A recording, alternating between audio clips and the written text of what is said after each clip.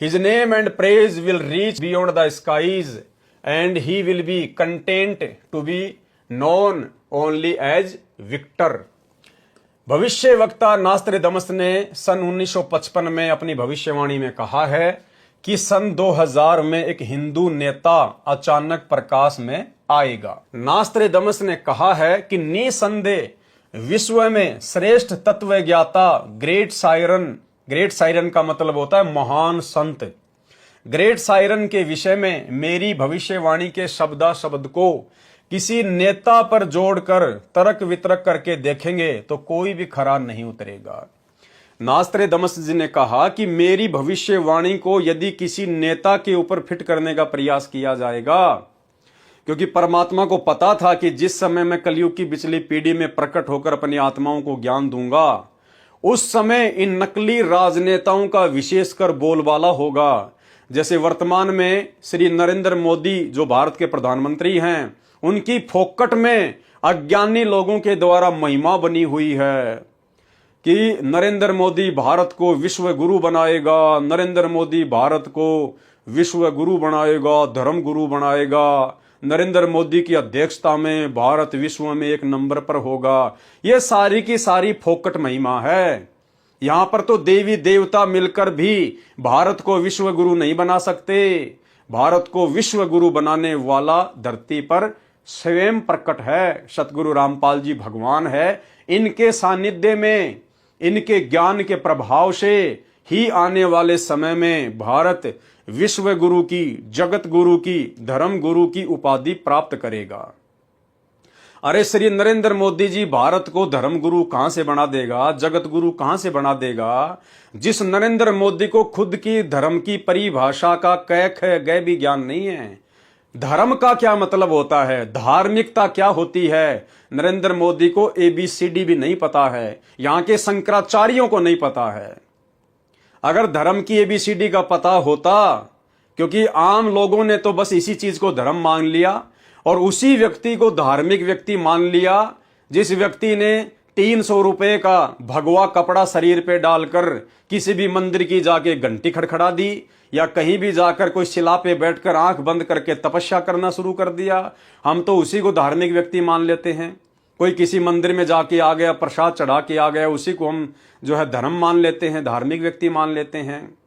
नहीं, धर्म और धार्मिकता की पहचान भी सतगुरु रामपाल जी परमेश्वर जी ने आके बताई कि असल में धर्म क्या है, धार्मिकता क्या है। धार्मिक व्यक्ति, धर्म को जानने वाला व्यक्ति कभी भी अहिंसा का समर्थन नहीं करता। धर्म और धार्मिकता को जानने वाला व्यक्ति कभी भी ना तो स्वयं नशा करेगा और ना ही नशा करने की किसी को आज्ञा देगा, ना किसी को परमिशन देगा, ना नशे का समर्थन करेगा। जबकि नरेंद्र मोदी तो देश का प्रधानमंत्री है और नरेंद्र मोदी की आज्ञा अनुसार, क्योंकि लाइसेंस कौन देता है, सरकार, तो नरेंद्र मोदी के शासनकाल में यानी नरेंद्र मोदी की आज्ञा में आज देश में कितने बूचड़खाने खुले हुए हैं, कितने निर्दोष बेजुबान जानवरों का गला काटा जाता है। नरेंद्र मोदी के शासनकाल में देश में कितनी शराब की फैक्ट्रियां हैं, कितनी बीड़ी, सिगरेट, गुटखा, जर्दा और तंबाकू की फैक्ट्रियां हैं, बताइए। तो नरेंद्र मोदी जी धार्मिक कहां से हो गए? नरेंद्र मोदी जी को तो धर्म और धार्मिकता की ABCD का भी पता नहीं है। यदि वास्तव में धर्म और धार्मिकता को जानना है, धार्मिक व्यक्ति बनना है, तो इस गंदी राजनीति को ठोकर मार के संत रामपाल जी का दास बन के और 2-3 साल तक इनके गहनता से सत्संग सुनने पड़ेंगे, तब कहीं जाके आपको धर्म की परिभाषा का पता चलेगा। तो भाइयों और बहनों, परमेश्वर को मालूम था इन सब बातों का, इसलिए परमेश्वर जी ने नास्ट्रेडमस को प्रेरणा करके उसी प्रकार के लेख लिखवाए हैं। तो नास्ट्रेडमस जी ने कहा कि यदि मेरी भविष्यवाणी को किसी नेता के ऊपर जोड़ा जाएगा तो यह सरासर गलत होगा। किसी भी राजनीतिक व्यक्ति के ऊपर मेरी भविष्यवाणी नहीं है। मेरी भविष्यवाणी के शब्दा शब्द को किसी नेता पर जोड़कर तर्क वितर्क करके देखेंगे तो कोई भी खरा नहीं उतरेगा। नास्ट्रेडमस छाती ठोककर शब्दा शब्द कह रहा हूं कि मेरे सायरन का अर्थात संत का कृतत्व और उसका गूढ़ गहरा ज्ञान, तत्व ज्ञान ही सर्व की खाल उतारेगा। बस 2006 साल आने दो, इस विधान के एक एक शब्द का खरा खरा समर्थन सायरन ही देगा। यानी सन 2006 में जो करोथा कांड हुआ था, करोथा कांड के माध्यम से सतगुरु रामपाल जी भगवान विशेषकर भारत देश में थोड़ा प्रकाश में आए थे। लोग जानने लगे थे कि संत रामपाल जी भी कोई संत है। नास्त्रेदमस ने अपनी भविष्यवाणी में कहा है कि 21वीं सदी के प्रारंभ में, 21वीं सदी यानी 2001, 21वीं सदी के प्रारंभ में दुनिया के क्षितिज पर सायरन का उदय होगा। सन 2001 में सतगुरु रामपाल जी परमेश्वर जी ने शास्त्रों से प्रमाण दिखाने शुरू किए थे। सन 1994 से उन्होंने अपने यथार्थ 13वें कबीर पंथ का संचालन किया, शुरुआत की। तो 1994 से लेकर 2000 तक तो सतगुरु रामपाल जी केवल आदरणीय गरीबदास जी महाराज जी के सदग्रंथ साहिब के ऊपर ही सत्संग किया करते थे। और 2000 के बाद से सतगुरु रामपाल जी ने वेद, गीता, कुरान, पुराण, बाइबल इन सब को सार्वजनिक तौर पर परमाणु के रूप में दिखाना शुरू किया। नास्त्रेदमस ने अपनी भविष्यवाणी में कहा है कि 21वीं सदी के प्रारंभ में दुनिया के क्षितिज पर सायरन का उदय होगा। जो भी बदलाव होगा वह मेरी नास्त्रेदमस की इच्छा से नहीं, बल्कि सायरन की आज्ञा, इच्छा से, नियति अर्थात विधान से सारा बदलाव होगा ही होगा। यानी ये युग परिवर्तन की बातें कही जा रही हैं। देश और दुनिया में जो एक बहुत बड़ा अध्यात्म को लेकर बदलाव होगा, इस कलयुग में जो मिनी सतयुग की शुरुआत होगी, ये उसके विषय में यहां पर बात की जा रही है। तो नास्त्रेदमस जी कह रहे हैं कि वो जो भी कुछ होगा, जो युग परिवर्तन होगा, वो मेरी इच्छा से नहीं होगा, उस सायरन की इच्छा से होगा, उसके विधान अनुसार होगा और वो होकर ही रहेगा। यानी जो भी कुछ होगा वर्तमान में देश और दुनिया में अध्यात्म को लेकर, वो सतगुरु रामपाल जी परमेश्वर जी की इच्छा से होगा। उसमें से नया बदलाव मतलब कि हिंदुस्तान सर्वश्रेष्ठ राष्ट्र होगा। कई सदियों से ना देखा ऐसा हिंदुओं का सुख साम्राज्य दृष्टिगोचर होगा। उस देश में पैदा हुआ धार्मिक संत ही तत्वद्रष्टा तथा जगत का तारणहार, जगत वेता होगा।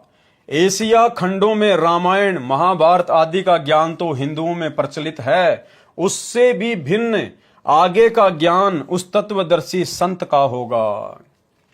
क्योंकि भाइयों और बहनों, सतगुरु रामपाल जी परमात्मा स्वयं परमात्मा हैं, अल्लाह हैं, सारी सृष्टि के रचनहार हैं।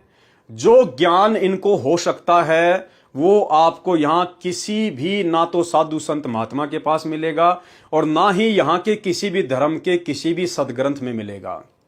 अध्यात्म के विषय में, भक्ति मार्ग के विषय में, पूरी सृष्टि रचना के विषय में कंप्लीट ज्ञान ना ही तो चारों वेदों में है, ना गीता जी में है, ना मुसलमानों की कुरान में है, ना ईसाइयों की बाइबल में है, ना अन्य किसी धर्म ग्रंथ में है।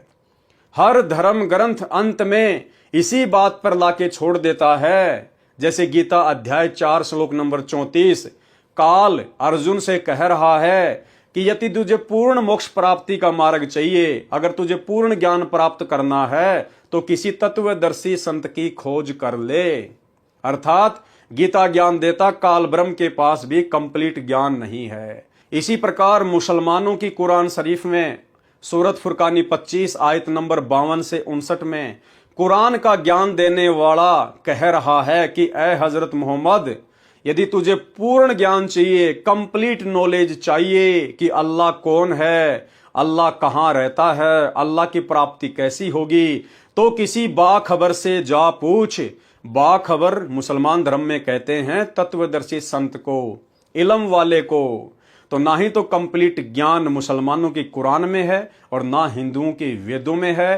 कंप्लीट ज्ञान तो केवल वर्तमान में उसी बाखबर, उसी इल्म वाले तत्वदर्शी संत सतगुरु रामपाल जी परमेश्वर जी के पास में है।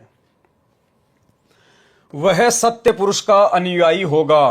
भाइयों और बहनों, जब वर्तमान में सतगुरु रामपाल जी परमेश्वर जी से उपदेश लेने के बाद पिछले 30-32 वर्षों से अध्यात्म का इतना ज्ञान लेने के बावजूद और पिछले 20-30 वर्षों से संत रामपाल जी के 24 घंटे चरणों में रहने वाले भक्तों को भी आज तक ये भेद समझ में नहीं आया कि संत रामपाल जी स्वयं सत्य पुरुष हैं या सत्य पुरुष के अनुयायी हैं। तो भला 15वीं सदी में नास्त्रदामस को ये कैसे ज्ञान हो जाता कि जो मेरा ग्रेट सायरन होगा, जिसके बारे में मैं भविष्यवाणी कर रहा हूं, वो स्वयं सत्य पुरुष होगा या सत्य पुरुष का अनुयायी होगा। तो नास्त्रदामस जी ने यहां पर संत रामपाल जी को, अपने ग्रेट सायरन को सत्य पुरुष का अनुयायी कहा है, यानी कबीर जी का अनुयायी कहा है। जबकि आज हमें पता चल गया है कि संत रामपाल जी स्वयं ही सत्य पुरुष हैं, ये सत्य पुरुष के अनुयायी नहीं हैं। वह एक अद्वितीय संत होगा। अब अद्वितीय का मतलब क्या होता है? जिसके बराबर कोई दूसरा संत ना हो। तो भाई संत की भूमिका तो धरती पर केवल कबीर परमात्मा ही करता है। बाकी तो ये नकली गुरु गांव-गांव में बैठे हैं, नकली संत गांव-गांव में बैठे हैं। और परमात्मा कहते हैं गुरुआ गांव बिगाड़े संतो गुरुआ गांव बिगाड़े, ऐसे कर्म जीव के ल्या दिए इब जड़े न जाड़े। तो वो अद्वितीय जो संत होता है, जो परम संत होता है, उसकी भूमिका भी स्वयं कबीर भगवान ही निभाता है। तो यहां पर जो उस ग्रेट सायरन के लिए जो अद्वितीय संत की जो संज्ञा दी गई है नास्त्रदामस के द्वारा, तो अद्वितीय संत यानी जिसके बराबर कोई दूसरा संत ना हो, भाई वो तो स्वयं कबीर भगवान ही होता है। तो संत रामपाल जी आज धरती पर अद्वितीय संत हैं। इनके अलावा किसी के पास भी अध्यात्म का ज्ञान नहीं है। वह एक अद्वितीय संत होगा। बहुत सारे संत नेता आएंगे और जाएंगे, सभी परमात्मा के द्रोही तथा अभिमानी होंगे। मुझे नास्त्रदामस को आंतरिक साक्षात्कार उस शायरन का हुआ है। अर्थात वो जो अद्वितीय संत होगा और जब वो धरती पर आएगा तो उस समय काल के द्वारा भेजे गए जितने भी संत होंगे या जितने भी नेता लोग होंगे, वो जो है उस संत के विरुद्ध खड़े हो जाएंगे, वो संत के द्रोही हो जाएंगे, उनके ज्ञान को ना समझकर। क्योंकि संत रामपाल जी किसी भी राजनेता को अपने आश्रमों में राजनीति के लिए एंट्री नहीं देते थे। संत रामपाल जी ने कभी भी किसी भी राजनेता को कोई विशेष आदर सम्मान नहीं दिया। ना कभी कोई राजनेता संत रामपाल जी के आश्रम में आता था, ना ही चुनाव के समय संत रामपाल जी ने किसी भी राजनीतिक पार्टी के राजनेता को अपने भक्तों से ना ही तो वोट डलवाए, ना ही समर्थन करवाया। ये तो वर्तमान में उनके जेल जाने के बाद 2014 के बाद उनके कलयुगी परिवार ने, इन बड़े बड़े स्टेट कोऑर्डिनेटरों ने, माया के पुजारियों ने, गुरुदेव के बेटा बेटी भाई बंधु रिश्तेदारों ने, इन लोगों ने काल प्रेरणा से संत रामपाल जी के सत भक्ति मार्ग में राजनीति का समावेश कर दिया। कभी कांग्रेस को वोट डलवाए, कभी बीजेपी को वोट डलवाए, परंतु संत रामपाल जी का किसी भी प्रकार से राजनेताओं से या राजनीति से कोई लेना देना नहीं है। अगर संत रामपाल जी का राजनीति से लेना देना होता तो नास्त्रदामस यहां ये बात नहीं लिखता कि उस समय सभी नेता उस संत के द्रोही होंगे। भाई द्रोही तो उस समय होंगे ना जब संत जी उनको सपोर्ट नहीं करेंगे। अगर संत रामपाल जी राजनेताओं को सपोर्ट कर रहे होते, राजनीतिक पार्टियों को सपोर्ट कर रहे होते, तो यहां पर नास्त्रदामस को यह बात लिखने की आवश्यकता ही नहीं पड़ती। तो राजनेताओं को सपोर्ट तो वर्तमान में संत रामपाल जी का कलयुगी परिवार कर रहा है। इन आश्रमों से राजनीति का सपोर्ट हो रहा है। संत रामपाल जी के भक्ति विधान में, उनके सत्संगों में, उनके 30 साल के विचारों में कहीं भी राजनीतिक सपोर्ट का कोई लेख आपको नहीं मिलेगा। सर्व परमात्मा के द्रोही तथा अभिमानी होंगे। मुझे नास्त्रदामस को आंतरिक साक्षात्कार उस शायरन का हुआ है। मैं उसका स्वागत करता हुआ आश्चर्यचकित हो रहा हूं, उदास भी हो रहा हूं, क्योंकि उसका दुनिया को ज्ञान न होने से मेरा सायरन अर्थात तत्वदर्शी संत उपेक्षा का पात्र बन रहा है। वह अधेड़ उम्र में तत्व ज्ञान का ज्ञाता तथा श्रेय होकर त्रिखंड में कीर्तिमान होगा। मुझ नास्त्रदामस को उसका नया उपाय साधना मंत्र ऐसा जालिम मालूम हो रहा है जैसे सर्प को वश करने वाला गार्डू मंत्र से महाविशेले सर्प को वश में कर लेता है। वह नया उपाय, नया कानून बनाने वाला तत्ववेता दुनिया के सामने उजागर होगा। उसी को मैं नास्त्रदामस अचंभित होकर ग्रेट सायरन बता रहा हूं। अब देखो बहुत सारी बातें यहाँ नास्र दमस जी ने लिखी है। संत रामपाल जी भगवान की भक्ति के विषय में, उनके सत भक्ति मंत्रों के विषय में लिखा हुआ है कि वो ग्रेट सायरन अपने भक्तों को जो भक्ति मंत्र देगा, जो साधना बताएगा, वो साधना इतनी जबरदस्त होगी, वो मंत्र इतने जबरदस्त होंगे जैसे भयंकर विषैले सर्प को एक गारडू अपना मंत्र बोलकर अपने वश में कर लेता है। इसी प्रकार वो शायरन, वो तत्वदर्शी संत अपने भक्तों के ऊपर जो उनकी शरण में आ जाएंगे, जो मर्यादा में रहकर भक्ति करेंगे, उनके सर्व विकार, उनकी सब परेशानियां, दुख, दर्द, उन सब को वो ऐसे दूर कर देगा जैसे उस विषैले सर्प को गारडू मंत्र से वश में किया जाता है। यानी काल का किसी भी प्रकार का कोई अटैक, काल किसी भी प्रकार से उसके भक्तों को फिर परेशान नहीं कर पाएगा। और फिर क्या करेगा आगे चलकर वो संत? वो नया उपाय बताएगा, यानी दुनिया में शांति कैसे स्थापित हो इसका नया उपाय बताएगा। नया कानून बनाने वाला, नया कानून भी वही तत्वदर्शी संत बनाएगा। यानी ये वर्तमान के जितने भी संविधान हैं, चाहे भारत का हो चाहे अमेरिका का हो, ये पूरी दुनिया के जो संविधान हैं ये सारे खत्म कर दिए जाएंगे और नया कानून, नया संविधान भक्ति मार्ग के हिसाब से वो तत्वदर्शी संत ही पूरी दुनिया पर लागू करेगा।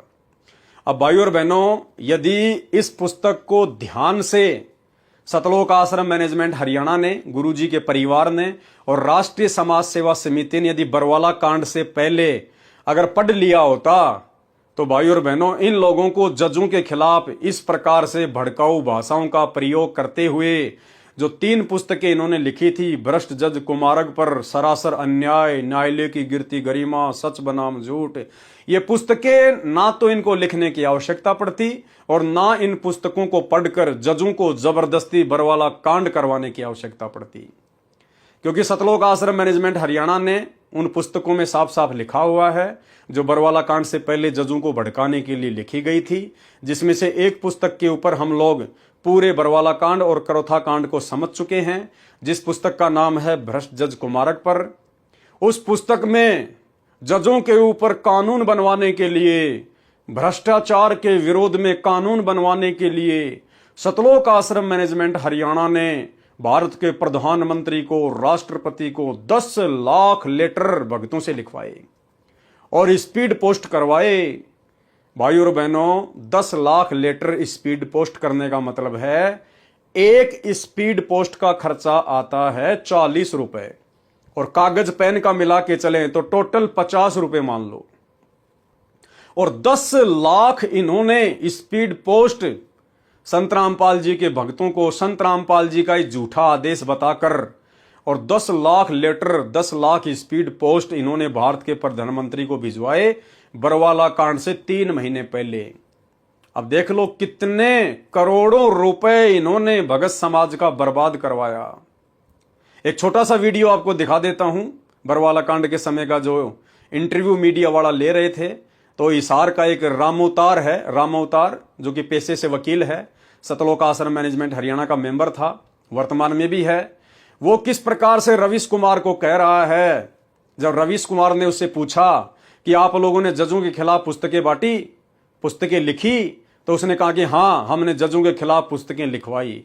तो रवीश कुमार ने कहा कि ये तो तुम्हारी नालायकी थी, तुम्हारी अज्ञानता थी, तुम तो जजों के खिलाफ पुस्तकें बंटवा कर उनको चुनौती दे रहे थे। अगर तुमने जजों के ऊपर मुकदमा करना था, तुम उनकी किसी बात से सहमत नहीं थे, तो कानून की लड़ाई कानून से लड़नी चाहिए ना। किसी के प्रति पुस्तक लिखवा कर तो तुम उनको चुनौती दे रहे हो। और उसके बाद वो रामोतार कह रहा है कि हमने 10 लाख एफिडेविट, 10 लाख लेटर हमने प्रधानमंत्री जी को पिछले 3 महीने पहले भिजवाए हैं। अरे भाइयों और बहनों, ये कानून तो बनाने वाले ये हैं।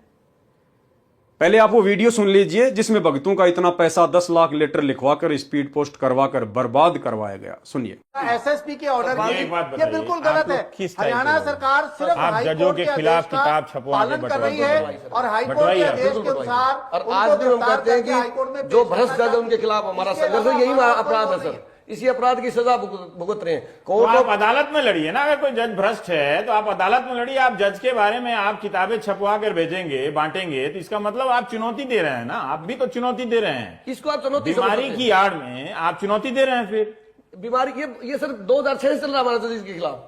अब पुस्तक अपने आप नहीं छपवाई हमने। जब हमारे से पैसे मांगे गए गुप्ता द्वारा, सुनील गुप्ता द्वारा, जो मुझे नहीं मालूम, आप नाम नहीं ले सकते यहाँ पे। हाँ, मुझे नाम नहीं ले सकते, मुझे नहीं मालूम आप सच बोल रहे हैं कौन सा। चलो सर, जिसने मांगे उसके खिलाफ हमने पुस्तक में नाम दिया, एविडेंस दिए। सरकार के पास, प्रधानमंत्री के पास 10 लाख एफिडेविट भेजे हमने। सरकार के पास, प्रधानमंत्री के पास 10 लाख एफिडेविट भेजे हमने। सरकार के पास, प्रधानमंत्री के पास 10 लाख एफिडेविट भेजे हमने पिछले 3 महीने पहले। और उसी की सजा का हमें भुगतना। कोर्ट ऑफ कंटेम्प्ट का केस क्या है? तो भाई और बहनों, वीडियो आपने देख लिया। अब प्रधानमंत्री के पास में, राष्ट्रपति के पास में, राष्ट्रीय समाज सेवा समिति के द्वारा, सतलोक आश्रम मैनेजमेंट हरियाणा के द्वारा, गुरुजी के परिवार वालों के द्वारा वो 10 लाख एफिडेविट क्यों भिजवाए गए थे? जजों के ऊपर कानून बनवाने के लिए, भ्रष्टाचार की रोकथाम के लिए कानून बनवाने के लिए। जबकि इन मूर्खों ने, जो संत रामपाल जी की 20 वर्षों से संगति करते हुए आ रहे हैं, अगर इस भविष्यवाणी की तरफ जरा सा भी ध्यान दे लिया होता, जबकि इन भक्तों ने तो पुस्तक लिखी है, पुस्तक लिखने वाले ने भी ध्यान नहीं दिया। क्या कह रहे नास्त्रदामस जी संत रामपाल जी के बारे में? वह नया उपाय और नया कानून बनाने वाला, यानी वो संत ही नया कानून बनाएगा।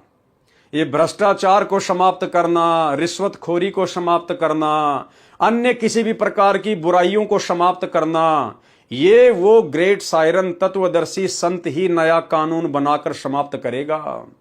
लेकिन भाई वो करेगा अपने अनुसार, वो किसी जीव के कहने पर नहीं करेगा, अपने परिवार के कहने पर, किसी भगत के कहने पर परमात्मा काम नहीं करता।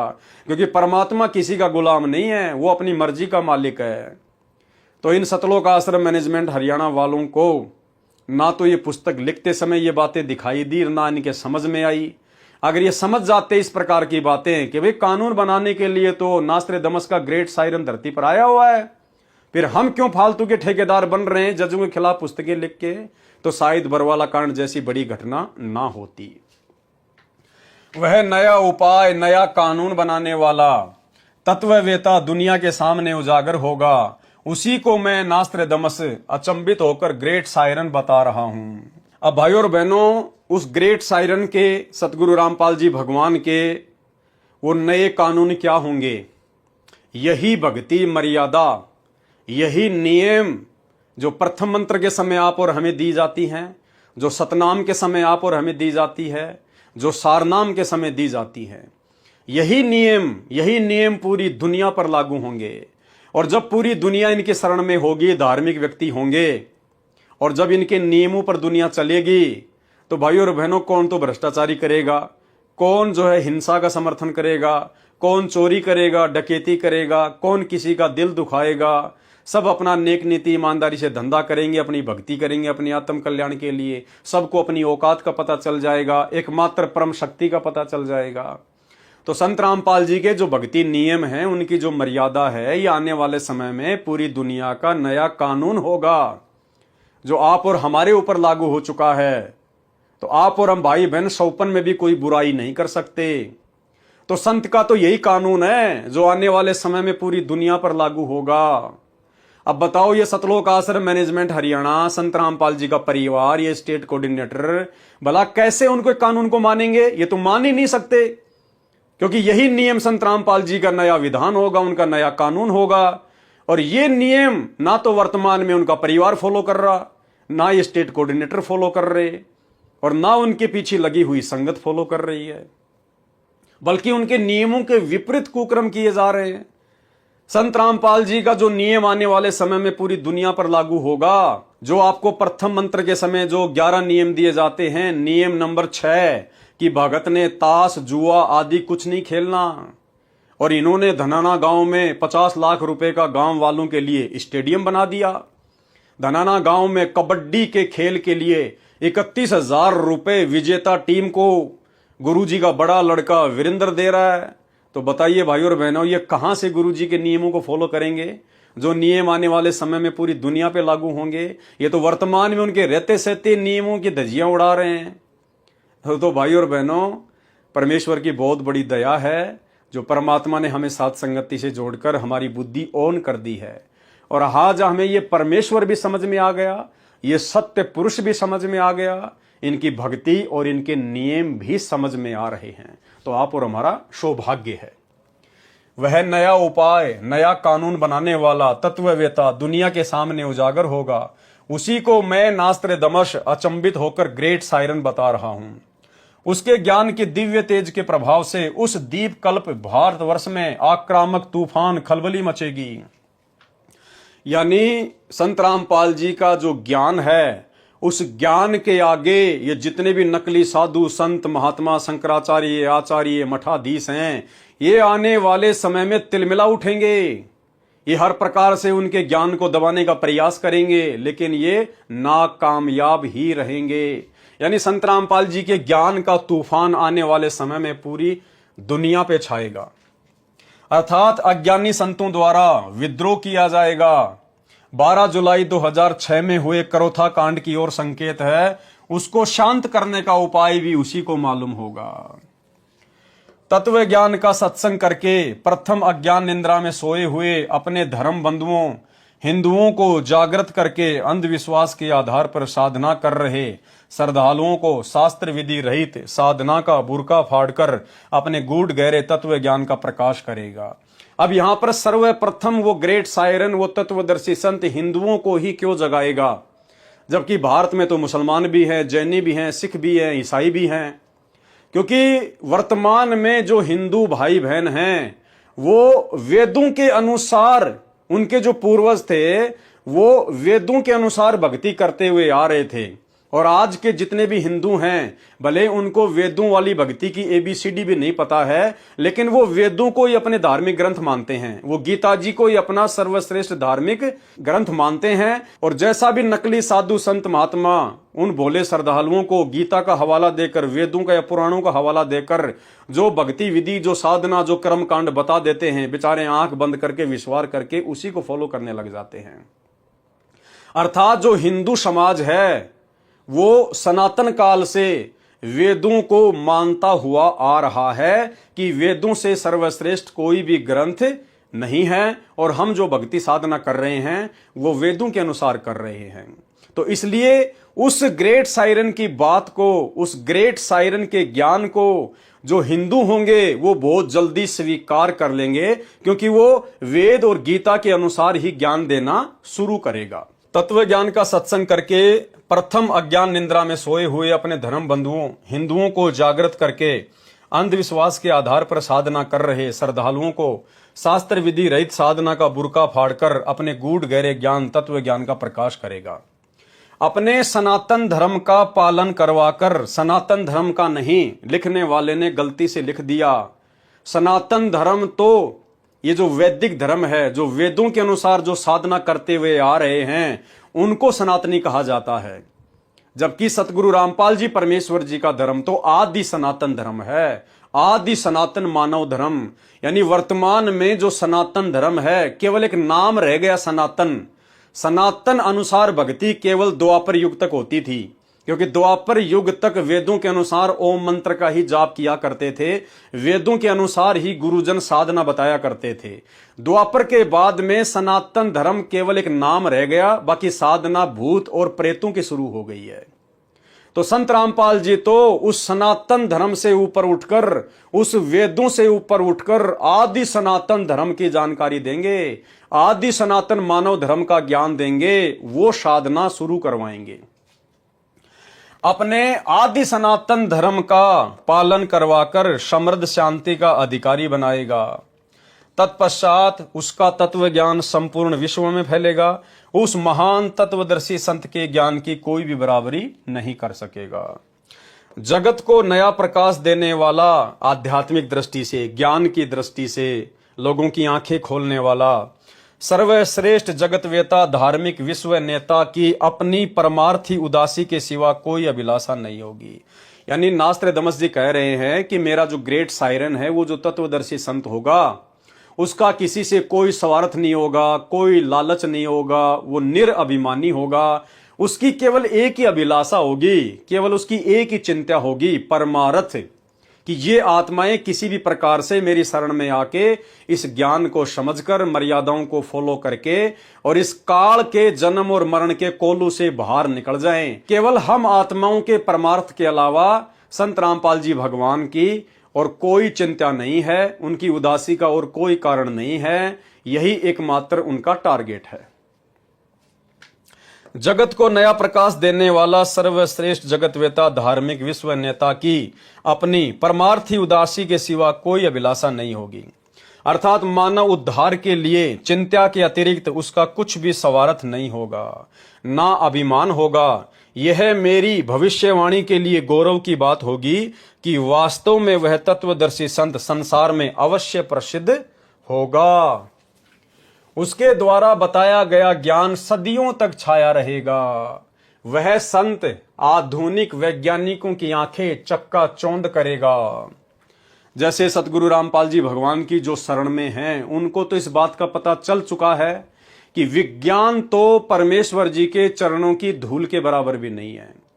ये विज्ञान तो केवल एक खिलौना है जो परमात्मा ने भक्ति में सहयोग के लिए इंसानों को थोड़ी बहुत सद्बुद्धि बख्शी है।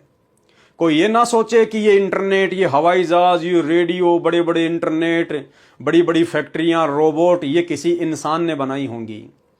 इंसान को केवल निमित्त बनाया है। सतगुरु रामपाल जी भगवान अपना पूरा काम सिस्टमेटिक तरीके से करता है, क्योंकि 21 ब्रह्मांड के जितने भी प्राणी हैं वो 21 ब्रह्मांड के स्वामी, यहाँ के नकली भगवान काल के अधीन है। परमात्मा काल में प्रेरणा करेगा, काल फिर क्या करेगा?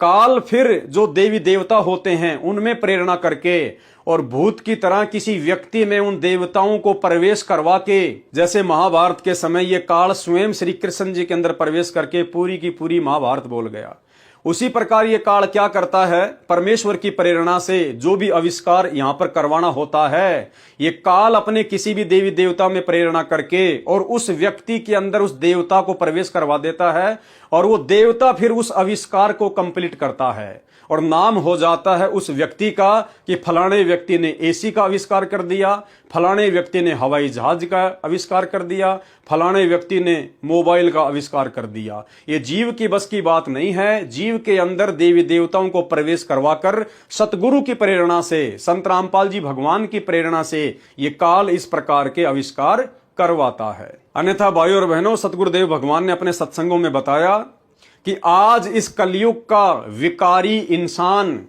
द्वापर में ना तो श्री कृष्ण जी से ज्यादा बुद्धिमान था और ना ही त्रेता में श्री रामचंद्र जी से ज्यादा बुद्धिमान था, लेकिन द्वापर और त्रेता में श्री रामचंद्र जी भी ये आधुनिक उपकरण नहीं बना पाए। क्या गर्मियों में उनको गर्मी नहीं लगती थी? एसी क्यों नहीं बना पाए? एक पंखा तक नहीं बना पाए। सर्दियों में क्या उनको सर्दी नहीं लगती थी? वो हीटर क्यों नहीं बना पाए? और जब वो एक राज्य से दूसरे राज्य में जाया करते थे तो क्या उनको लग्जरी गाड़ियों की आवश्यकता नहीं थी? वो खच्चर जोड़ के, घोड़े जोड़ के, रथ जोड़ के वो चर्र चूं करता हुआ खड्डों में से वो जाया करते थे। क्या उनको BMW गाड़ी की आवश्यकता नहीं थी? क्या वो ओडी नहीं बना सकते थे? बना सकते थे, लेकिन उस समय उन सब उपकरणों की आवश्यकता नहीं थी। इसलिए परमात्मा ने काल के अंदर प्रेरणा करके, काल के माध्यम से उन युगों में उस समय आत्माओं में प्रेरणा करके, उनमें प्रवेश करके इस प्रकार के उपकरण नहीं बनवाए।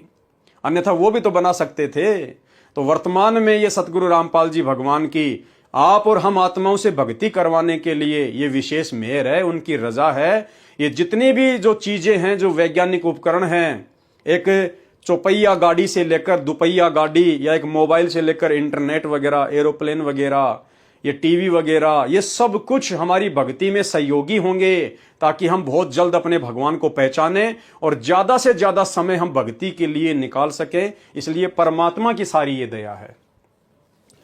ऐसे आध्यात्मिक चमत्कार करेगा कि वैज्ञानिक भी आश्चर्य में पड़ जाएंगे। आज संत रामपाल जी की शरण में आपको ऐसे ऐसे सैकड़ों हजारों की संख्या में भगत भाई बहन मिलेंगे जो भयंकर भयंकर रोगों से ग्रस्त थे, देश के बड़े बड़े डॉक्टरों ने, बड़े बड़े हॉस्पिटल ने उनको मना कर दिया था कि आपका कैंसर का कोई समाधान नहीं है, आपकी 3 महीने बाद में मृत्यु हो जाएगी। बड़े बड़े हॉस्पिटल, बड़े बड़े डॉक्टरों ने हाथ खड़े कर लिए, PGIMS, PGI Chandigarh, Apollo, AIIMS वगैरह सब ने। और जैसे ही उन आत्माओं को सतगुरु के बारे में पता चला, वो आत्मा सतगुरु की शरण में आई और उसके बाद में परमेश्वर जी ने उनके उन असाध्य रोगों को अपने आशीर्वाद से मात्र कुछ दिनों की भक्ति से छू मंत्र कर दिया। जिन रोगों के आगे आपकी साइंस, आपकी मेडिकल साइंस, आपके डॉक्टर फेल हो चुके थे, हाथ खड़े कर चुके थे। बहुत सारे आपको ऐसे उदाहरण मिलेंगे, आपको ऐसे इंटरव्यू मिलेंगे जिनका जीवन काल समाप्त होने वाला था, आगे जिनकी श्वासें शेष नहीं थी। उन आत्माओं को परमात्मा ने एक्सीडेंट से बचाया, बिजली के नंगे तारों से बचाया या अन्य प्रकार की दुर्घटनाओं से बचाया। परमात्मा ने उनकी उम्र बढ़ाई, जिस उम्र को इनके अलावा कोई बढ़ा ही नहीं सकता है। तो वैज्ञानिकों की भी आंखें चक्काचौंध हो जाएंगी आने वाले समय में, क्योंकि वर्तमान में तो आप और हम भगत भाई बहनों की आंखें चक्काचौंध हो रही है कि वास्तव में सतगुरु रामपाल जी भगवान ने जो चमत्कार कर दिए, ये दुनिया में कोई नहीं कर सकता, क्योंकि ये परमेश्वर है, ये जो चाहे सो कर सकते हैं। तो वर्तमान में तो इनके ऊपर आप और हमें विश्वास हुआ है। आने वाले समय में उन बड़े बड़े साइंटिस्टों को भी, बड़े बड़े डॉक्टरों को भी, जो अध्यात्म को कुछ नहीं मानते हैं, उनको भी नतमस्तक होना पड़ेगा संत रामपाल जी भगवान के ज्ञान के आगे। ऐसे आध्यात्मिक चमत्कार करेगा कि वैज्ञानिक भी आश्चर्य में पड़ जाएंगे। उसका सर्व ज्ञान शास्त्र प्रमाणित होगा। मैं नास्त्रदमस कहता हूं कि बुद्धिवादी व्यक्ति उसकी उपेक्षा ना करे। नास्त्रदमस जी कह रहे हैं कि अगर थोड़ी बहुत भी अकल रखते हो, थोड़ी बहुत भी बुद्धि यदि आप रखते हो, तो उस महान संत की उपेक्षा ना करें, उसको छोटा मोटा ना समझें, तुरंत उनकी शरण ग्रहण कर लें, उनके बताए रास्ते पर चल पड़ें। उसे छोटा ज्ञान दीप ना समझें, उसे कोई छोटा मोटा कोई साधु संत महात्मा ना समझें। उस तत्ववेता महामानव, देखो भाई और बहनों, एक होता है मानव, तो मानव तो आप और हम हैं। मानव की श्रेणी में देवी देवता हैं, मानव की श्रेणी में दुर्गा और काल है। 21 ब्रह्मांड में जितने भी हैं सब मानव हैं। और यहां नास्त्रदमस जी क्या लिख रहे हैं संत रामपाल जी के विषय में? महामानव, तो महामानव तो पूरी सृष्टि में एक ही होता है। महापुरुष तो पूरी सृष्टि में एक ही होता है। महासंत तो पूरी सृष्टि में एक ही होता है, वो है कबीर परमात्मा। और वो कबीर परमात्मा निसंदेह आज हमारे पूज्य गुरुदेव भगवान के रूप में धरती पर प्रकट हैं। उस तत्ववेता महामानव शायरन को सिंहासनस्थ करके, सिंहासनस्थ यानी आसन पर बैठाकर उसको आराध्य देव मानकर पूजा करें। देखो कितनी बड़ी बात कही है भाई और बहनों। नास्त्रदमस ने तो अपनी भविष्यवाणी में लिखा है, और उसकी भविष्यवाणी के अनुसार उस महामानव को, उस जगतवेता को, उस ग्रेट सायरन को परमात्मा मानकर अपने जीवन में उनकी बातों को लागू कौन कर रहा है? सत्सेवक, साध संगति से जुड़े हुए भाई बहन। क्या कह रहे हैं नास्त्रदमस जी? उस तत्ववेता महामानव सायरन को सिंहासनस्थ करके आसन पर बैठाकर आप और हम भाई बहनों ने घर घर में बेड लगा लिए, घर घर में। ये बातें अब आपको धीरे धीरे समझ में आएंगी भाई और बहनों। बहुत सारे लोग जो मजाक उड़ाया करते थे हमारे खुद के भगत भाई बहन, और केवल इसी बात को लेकर वो साथ संगतियां छोड़कर चले गए अपनी कमजोरी के कारण कि पवनदास ने तो गुरुजी को अपने घर पर कैद कर लिया, हम कहां से बेड लगाएंगे, हम कैसे बेड लगाएं? रे नालायको, खुद के सोने के लिए तो तुम बेड ले आओ, और जब बात आई अपने भगवान की तो कहां से बेड ले आएंगे? तुम्हारे घर में तुम्हारे भगवान के एक बेड के लिए फिर जगह नहीं है। बस यही भक्ति है क्या तुम्हारी? तो भाई और बहनों, ये बातें पहले से लिखी हुई हैं कि उसको आसन पर बैठाकर सिंहासनस्थ करके, तो घर घर में आसन तो भाई केवल साध संगति वाले भाई बहनों ने लगाए। बाकी सतगुरु रामपाल जी भगवान के लिए किसी ने भी आसन नहीं लगा रखा। किसी ने तो छोटी सी अलमारी में उनको बैठा रखा है, किसी ने मकान के एक कोने में छोटा सा एक वो स्लेब लगाकर उसके ऊपर फोटो रख के दीपक लगा रखा है। वो आसन नहीं है। असली आसन ये है जो परमात्मा ने घर घर में बेड लगवा दिए, घर घर में बेड।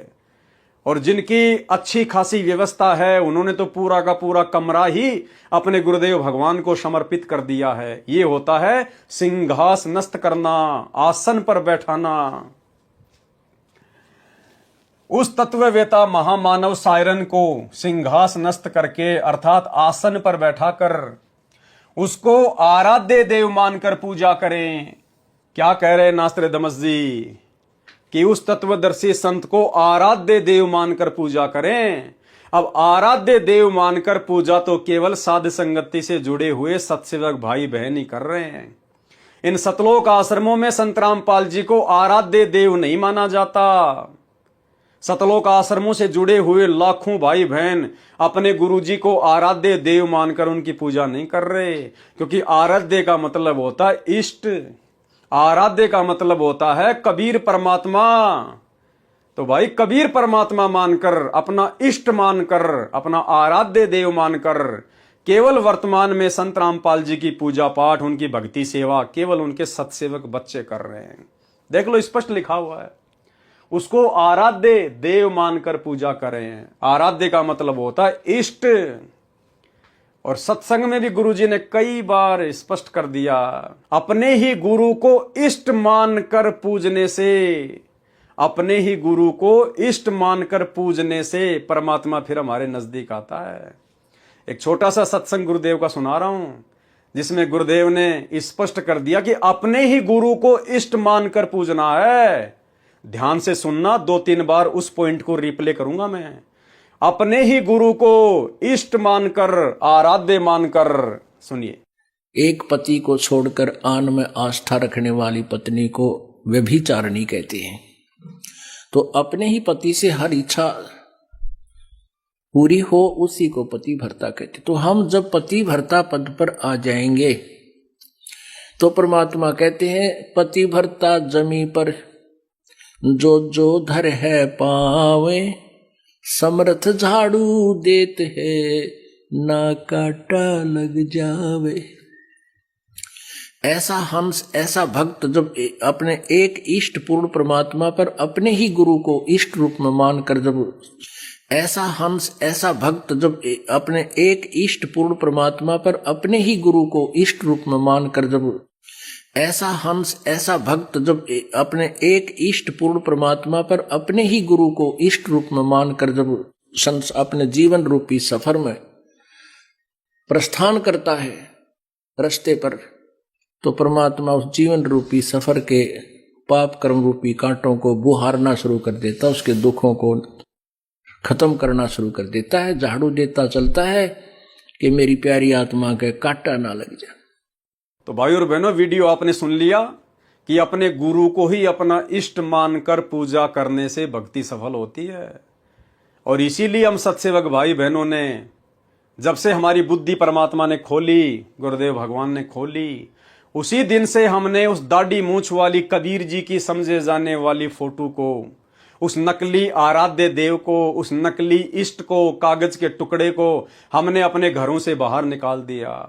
और जिंदा इष्ट, जिंदा आराध्य, जिंदा कबीर सतगुरु रामपाल जी परमात्मा को ही सिंहासनस्थ करके, घर घर उनके आसन लगा के, घर में एकमात्र उन्हीं की फोटो रख के, और हम अपने गुरुदेव भगवान की पूजा कर रहे हैं।